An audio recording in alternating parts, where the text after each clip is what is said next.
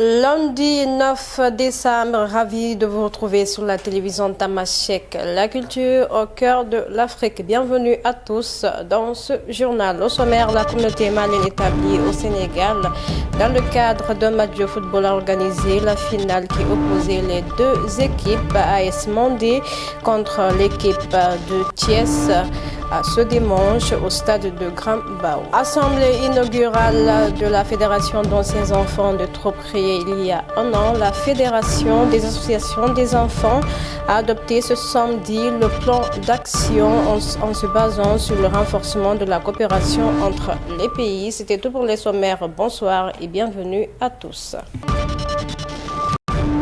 La finale de l'édition 2024 s'est déroulée au stade municipal de Mbao ayant opposé à SC Mandé et Thiès. Cette rencontre s'est tenue dans une ambiance électronique et festive. Lors de la première mi-temps, l'équipe de l'ASC Mandé a mené 2 buts suivant la réaction des capitaines des deux équipes respectives. Au micro de la TMTV, par la même occasion, l'ambassadeur du Mali au Sénégal, Boubacar Biro Diallo, s'est exprimé. Bon, actuellement, le football, c'est la réalité du jeu. Parce que le match a commencé, c'est la première fois qu'on se croise avec l'équipe de Thiès. C'est une grande équipe aussi parce qu'il a fait la compétition sans encaisser le but. Donc on était obligé de les attaquer pour montrer notre force. Voilà, c'est la réalité du foot. On a pu en marquer 2 buts. Voilà, merci. On va essayer maintenant de garder le jeu, de poser le jeu, attendre l'adversaire. Bon, c'est notre souhait. C'est notre souhait. Tu sais, quand la compétition, ça n'était pas assez facile. Surtout si tu es une grande équipe, tu vas entendre beaucoup de choses. Il faut être fort mentalement. Mentalement, je répète, il faut être fort mentalement.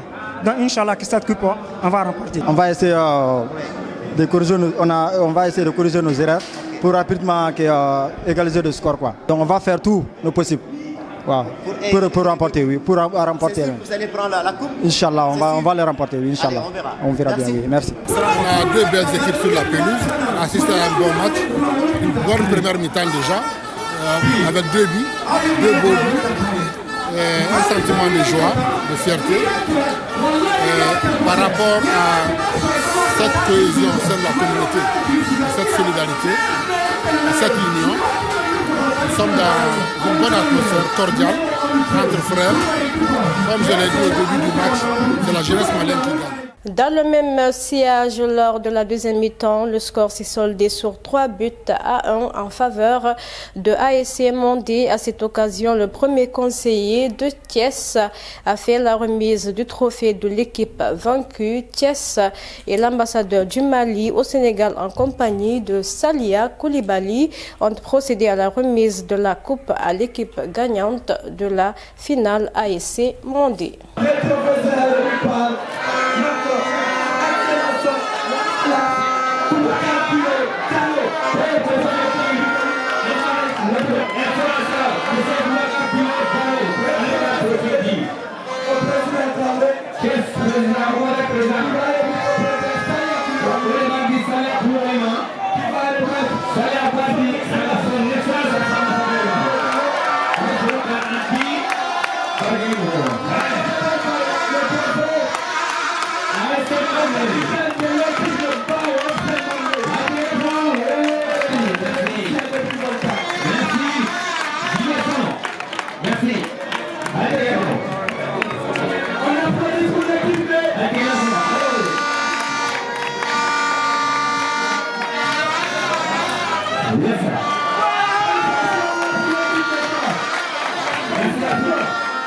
Parlant de l'Assemblée nationale, le nouveau président s'est adressé aux députés après l'installation des commissions permanentes. El Malik Ndiaye, lors de son discours, a réaffirmé son engagement à mettre en place une nouvelle dynamique à l'Assemblée pour promouvoir une institution soudée où les citoyens sont responsables et reviennent au droit, suivant un extrait de son discours. Monsieur le ministre du Travail, de l'Emploi et des Relations avec les institutions, Mesdames, Messieurs les députés, chers collègues, distingués invités, c'est avec une immense fierté et une profonde humilité que je prends la parole aujourd'hui en tant que nouveau président de cette auguste Assemblée, je tiens tout d'abord à exprimer ma gratitude envers son Excellence Monsieur le Président de la République, Bassirou Diomaye Diakhar Faye, et Monsieur le Premier ministre,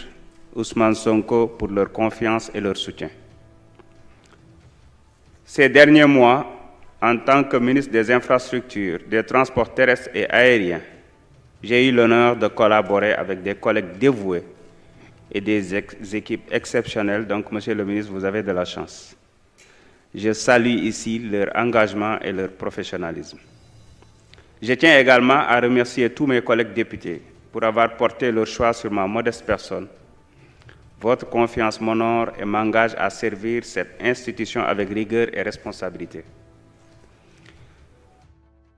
Pour une assemblée de rupture, nous impulserons une nouvelle dynamique pour promouvoir une institution proche des citoyens, résolument responsable et tournée vers l'avenir.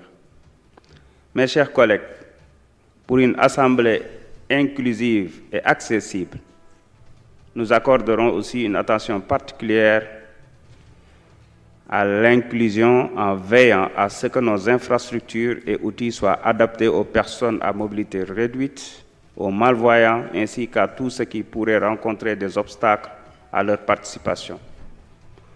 Notre Assemblée doit être exemplaire en matière d'équité et d'accessibilité. Nous œuvrerons à renforcer la transparence et l'accessibilité de nos travaux. À ce titre, la transition numérique sera au cœur de nos réformes pour moderniser nos processus internes, faciliter l'accès aux documents de travaux et optimiser la consultation citoyenne. Nous engagerons aussi des discussions avec le bureau et les autres membres pour travailler sur la mise en place d'une chaîne parlementaire, pour à la fois permettre aux populations d'accéder à nos travaux, à la qualité de nos travaux, mais aussi à protéger nos collègues députés.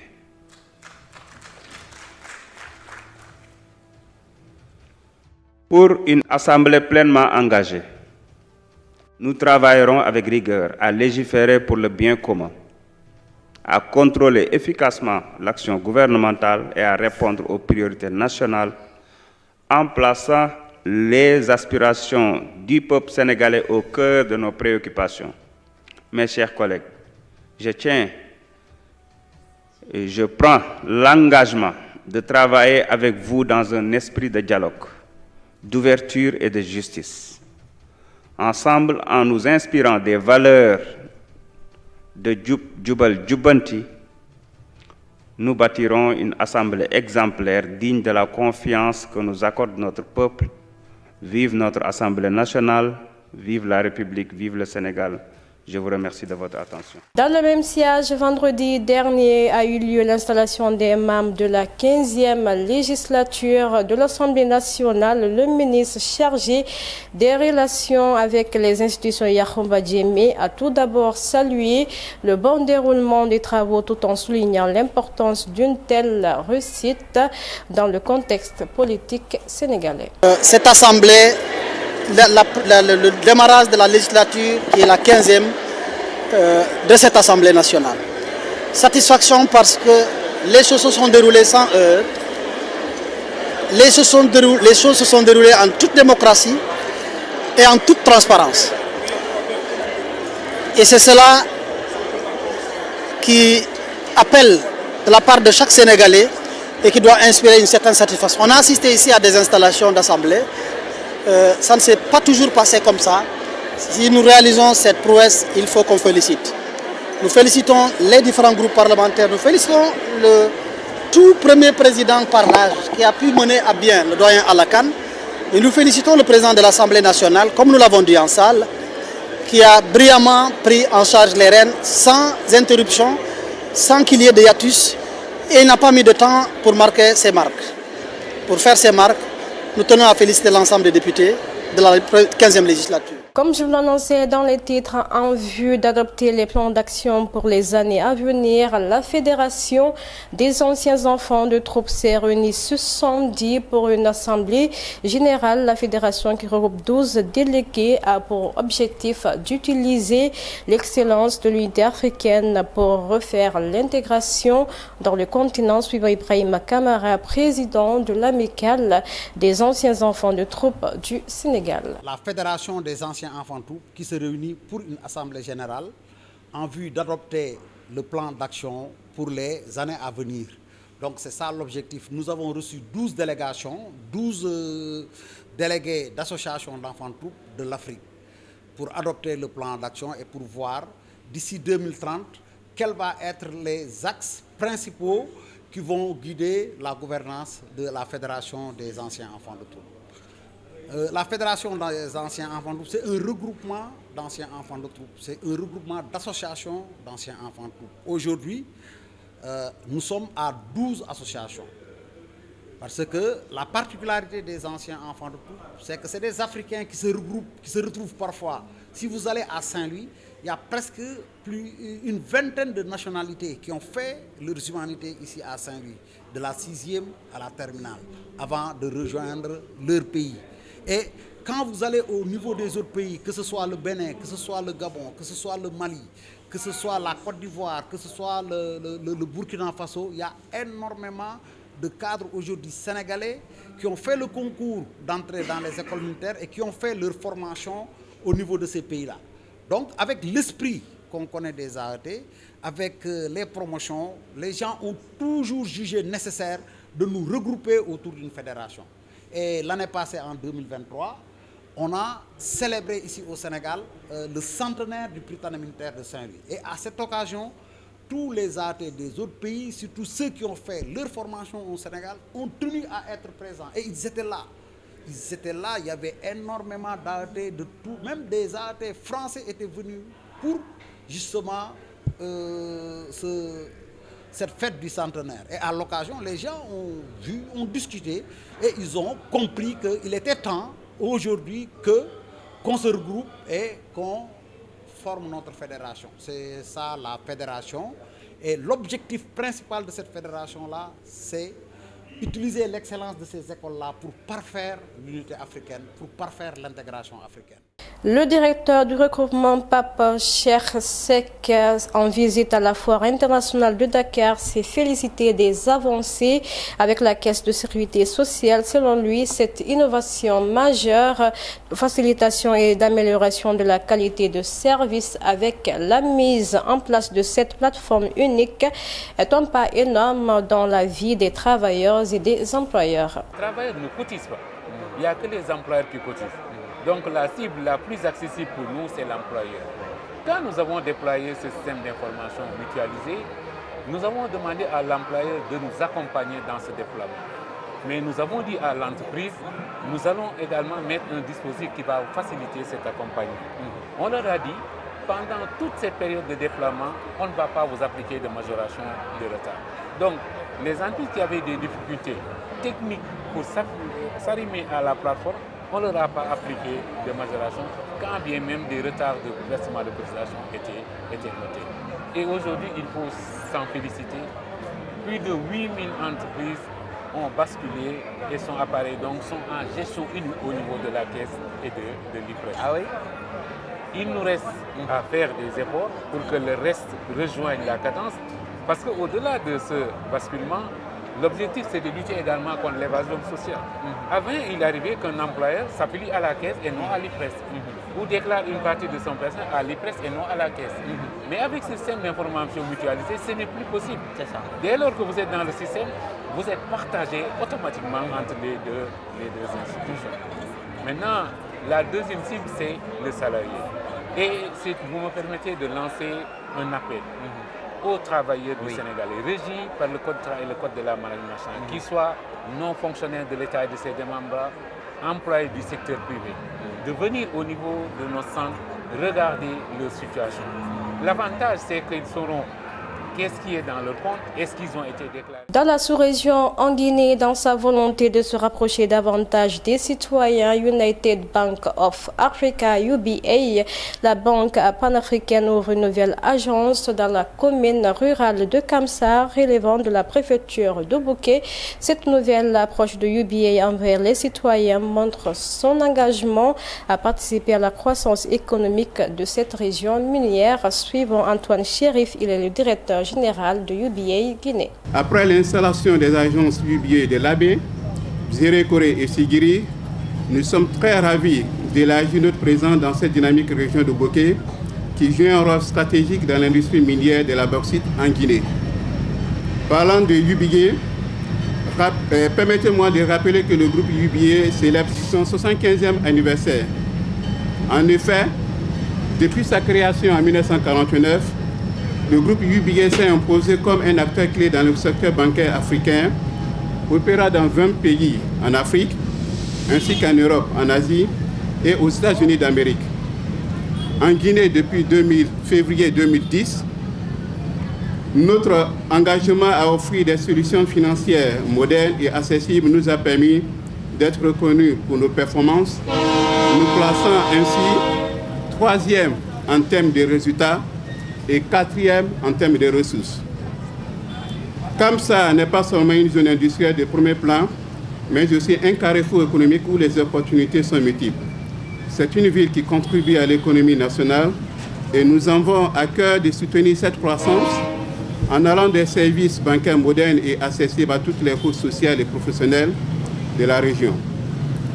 Chez UBA, nous croyons fermement que l'inclusion financière est un acteur essentiel pour le développement économique.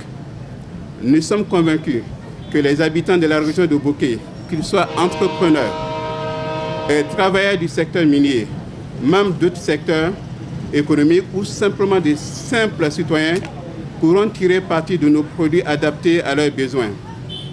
Grâce à l'innovation technologique, nous mettons à votre disposition une large gamme de produits et services pour répondre à vos besoins financiers au quotidien.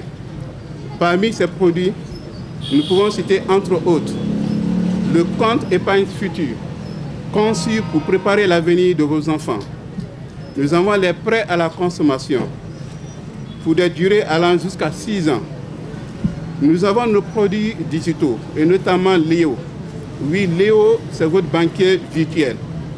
Via Internet, vous pouvez ouvrir des comptes facilement, faire des transferts, avoir accès à votre relevé bancaire et la gestion de vos réclamations. Au Mali, dans la matinée de ce samedi, des hommes lourdement armés circulant en moto et en tricycle ont perpétré une attaque complexe dans la localité de Kimparana, région du San. Des sources locales ont indiqué que l'attaque a eu lieu aux environs de 6 heures. Les forces armées maliennes ont riposté avec détermination, mettant en déroute les assaillants qui ont fui, abandonnant plusieurs corps.